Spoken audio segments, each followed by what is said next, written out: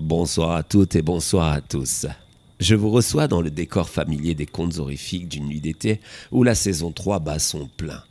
Nous avons eu des excellents contenus jusqu'ici et ceux à venir sont très bons aussi. Mais aujourd'hui c'est une entr'acte. Une entr'acte où ce décor m'a donné envie de vous raconter une histoire. D'abord peut-être parce que ma voix vous manque et aussi parce qu'il faut bien que nos conteuses et nos conteurs se reposent un peu. Alors aujourd'hui, c'est moi qui vous propose de vous installer auprès de ce feu de camp et d'écouter cette incroyable histoire. Ouais, laissez-moi donc vous conter l'histoire d'un bien sinistre personnage au funeste destin. Il ne doit pas avoir beaucoup plus de 7 ans lorsque Pierrick, petite tête blonde au visage angélique, met le feu dans la poubelle de la cuisine de chez lui. Il se tient là, debout, à quelques mètres de ce flamboyant spectacle, tenant encore dans sa main les restes de l'allumette responsable de ce brasier. Ses yeux brillent avec le reflet rougeoyant des flammes. C'est un spectacle qui le fascine et le remplit de joie. Il ne prête même pas attention à sa pauvre mère, qui s'affaire avec des seaux d'eau pour éteindre ce terrible feu, tout en pestant contre son fils. C'est comme ça depuis tout petit. Pierrick a ce que l'on appelle le diable au corps. Tout le village d'ailleurs le pense. En effet, dans cette petite commune retirée de Picardie, tout le monde connaît le fils Michalier. C'est un véritable garnement. Il faut dire que ce n'est pas évident pour la mère de s'occuper de l'éducation de ce vaurien. Il en va ainsi des enfants abandonnés par la figure paternelle. Ils n'ont plus d'autorité qui pèse sur eux. Et ce n'est pas Marie, sa mère, qui pourra prouver le contraire. Elle est dépassée par les événements. Son fils la rend marteau un peu plus chaque jour. Pourtant, elle aime son Thio, même si elle galère au quotidien. Et le pire, c'est qu'il va être ainsi pendant toute son enfance. L'enfance de ce petit démon.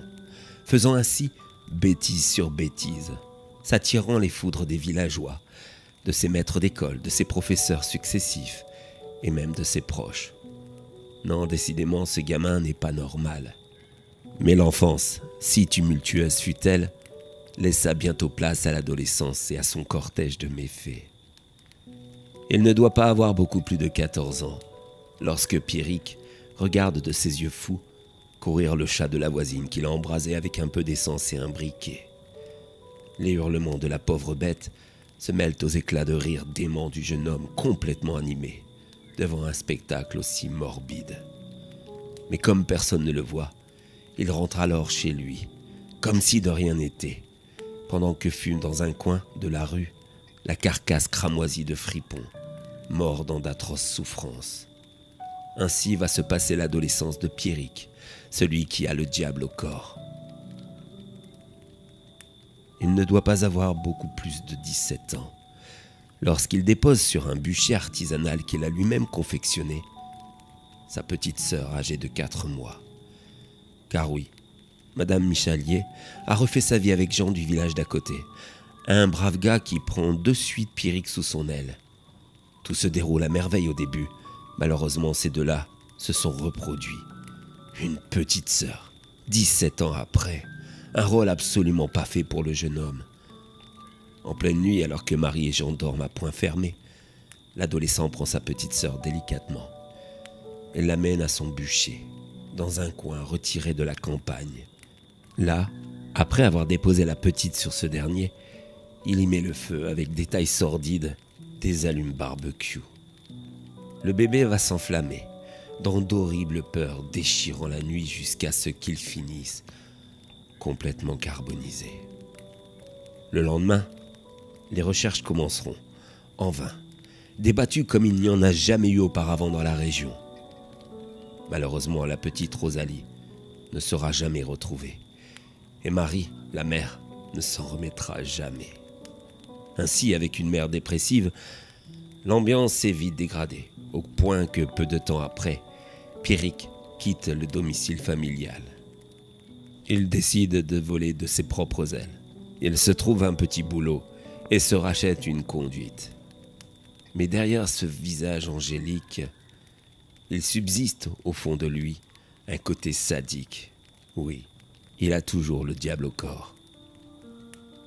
Il ne doit pas avoir beaucoup plus de 24 ans quand il met le feu à son appartement, ce F3, où il vit en compagnie de sa conjointe Ombeline.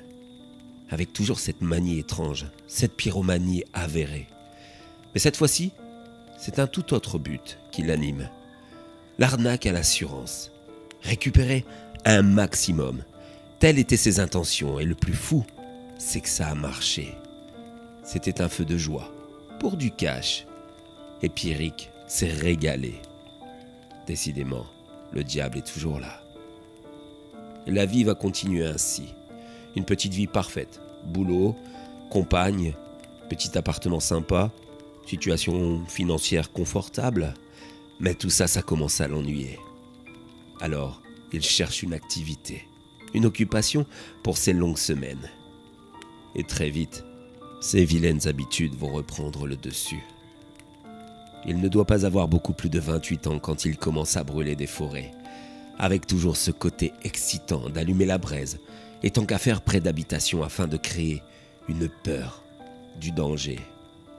Il en détruit des hectares de forêts de verdure, des habitations avec les gens qui sont obligés de fuir. Les voir tout perdre en fumée l'amuse tellement. Ouais, des forêts entières, des campings réduits en cendres, tant de misère et de désolation.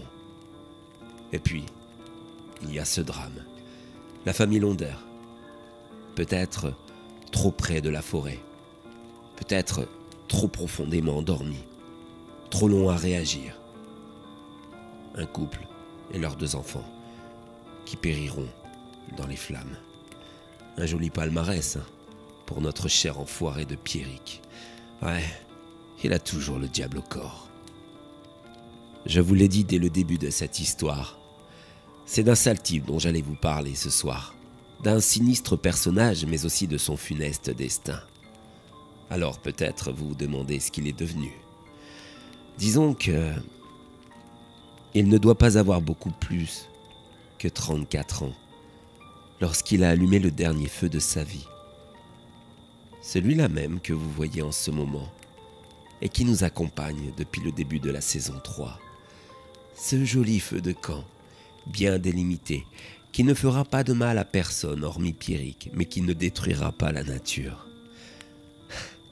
Mais qu'il se rassure, il a été aussi bon pour brûler que pour mettre le feu. Mais à force de jouer avec le feu, comme on dit, on finit dedans.